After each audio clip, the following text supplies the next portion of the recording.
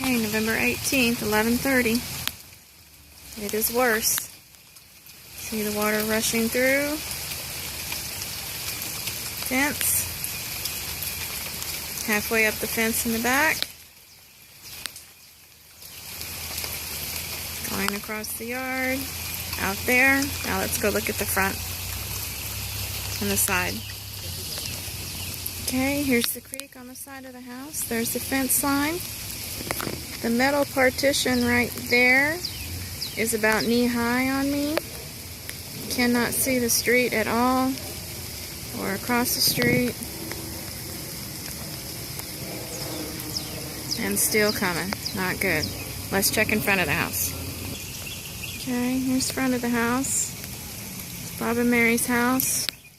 Street completely flooded there. I don't know if you can see the kayakers down there. And the mailbox right there. Wow. Okay, that's it. 11:30 check-in.